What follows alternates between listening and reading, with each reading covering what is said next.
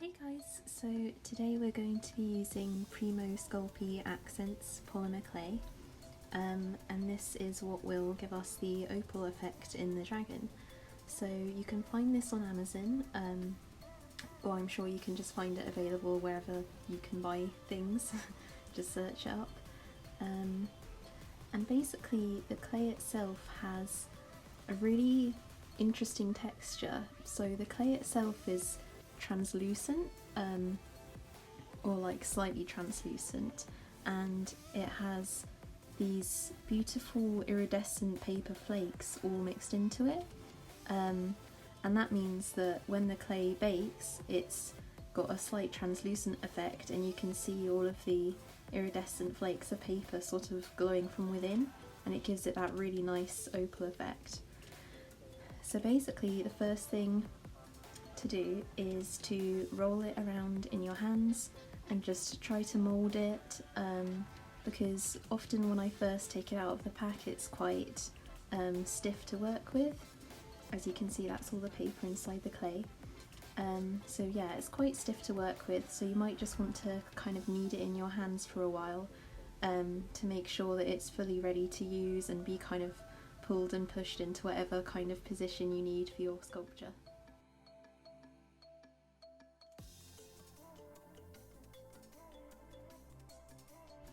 So as you can see, I've rolled the clay into a ball here, and this is basically forming the shape of the dragon's skull. So it's not too big, not too small. And then to create the nose, you just pinch a kind of indentation on the edge of the ball, and then pinch it again on the other side. And the other side where you're pinching is basically forming the indentations for where the eyes will go on either side of the snout, if you will.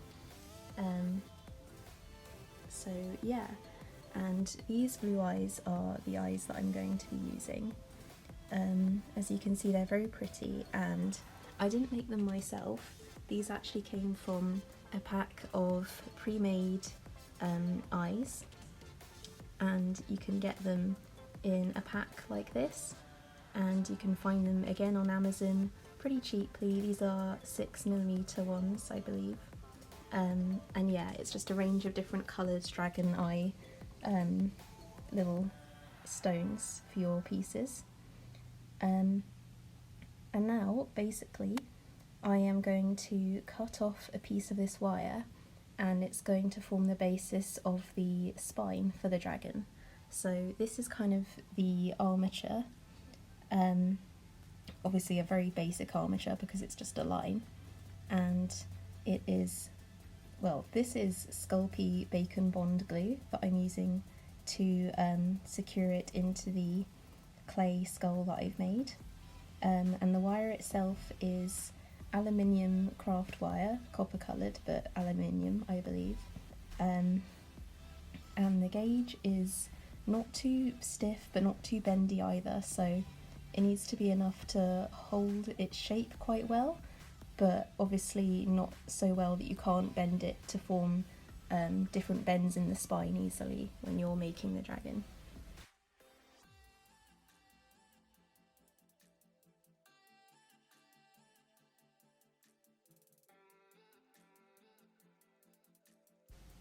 So as you can see, I've now stuck my skull onto the wire, the skull that I've made, not my own skull, and basically I'm now trying to create the kind of sticky out bits of the skull going round, for lack of a better word, and you make these kind of spines by pinching the edges of the skull and then kind of smoothing them out away from the skull, so you're creating these kind of triangle shapes going out from around the main sphere of the skull.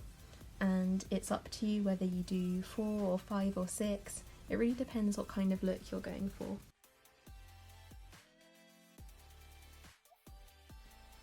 So as you can see, I'm now dipping the base of the eye in the Sculpey bacon bond glue, and I'm sticking it on either side of the snout I've made.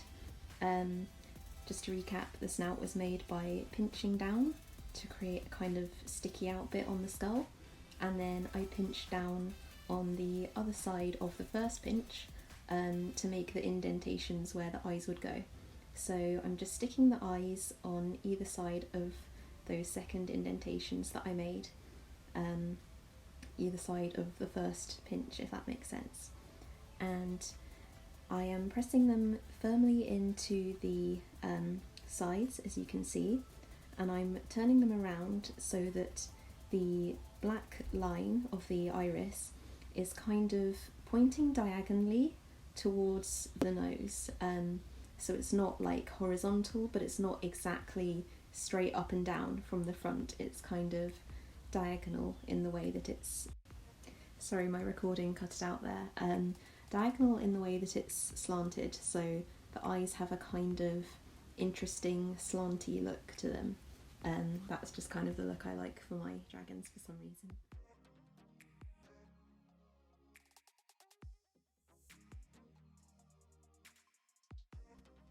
So now we are going to make the eyelids.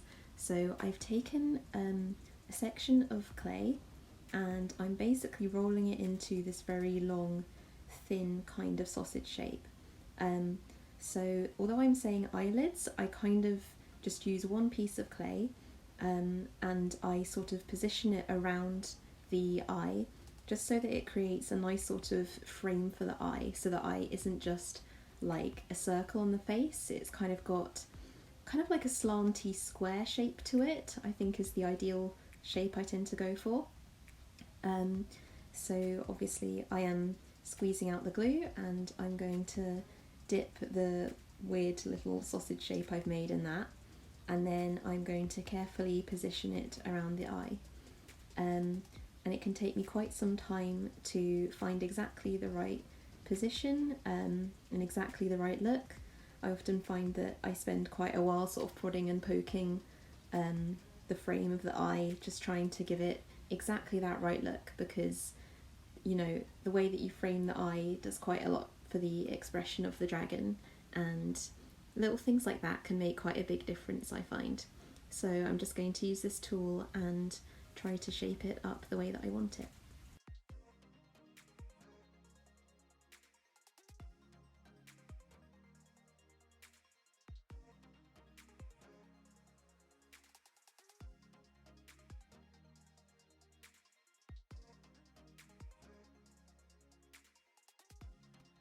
So now that I've got the shape that I want on the first eye, I'm going to move on to the other side. So it's the same process of rolling out the clay again into a nice kind of line, and then just positioning it around the eye and just sculpting it with the tool and seeing what works best to give it the most realistic expression.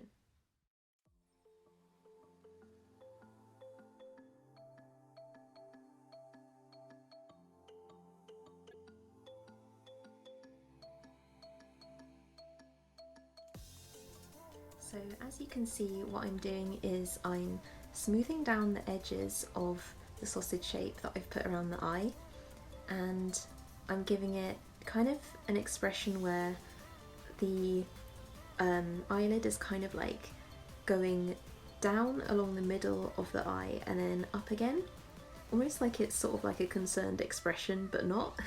It's kind of hard to describe.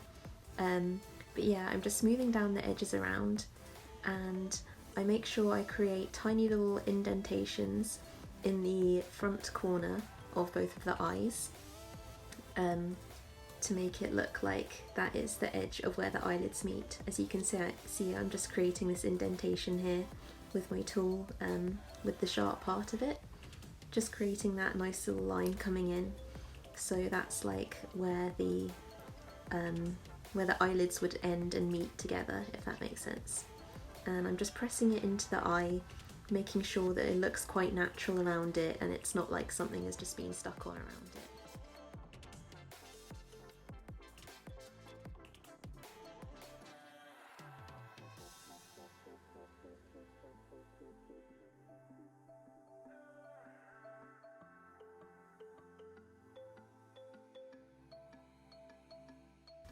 So now, as you can see, I've created two little holes at the edge of the snout where the nostrils are supposed to be, and I'm now creating the indentation for the mouth as well. Now the indentation for the mouth is basically drawing a line under the nostrils and making it so that it comes up at the edges of either side of the snout to make kind of a little smile. And I also find that I have to put extra work into creating the chin after I've done this, because otherwise it can look quite sort of flat. So I'm pulling and pushing clay underneath the mouth that I've created, as you can see, just to create a little bit of a chin underneath the smile, so it's not just a smile and then flat, if that makes sense.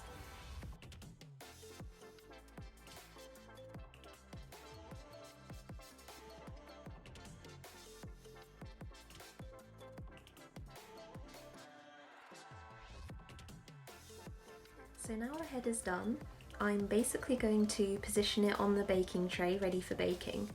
And this is obviously not a very stable setup at the moment because we've just got the skull that's unbaked, squishy, and then the armature sticking out. So what I like to do is wrap some clay around the wire sticking out of the skull and just make it so that it supports it and so it can kind of stand up on its own, so that I don't have to make the legs for it to be able to do that.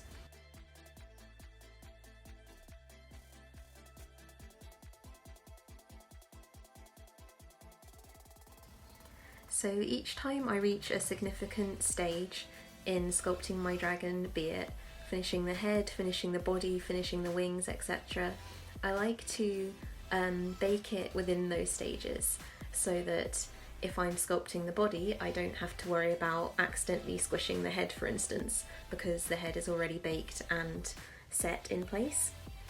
So that is why I'm basically going to bake this basic version of the skull before I move on to anything else, because I like the skull the way that it is and I don't want to risk ruining it by trying to add other details at this point. So here we are, I've just added the final finishing touches to the face, making sure it's all perfect before I bake it, and that will be the first stage of this dragon done. So make sure you watch my next video where I will cover sculpting more of the body and adding further details to the face. Thanks for watching.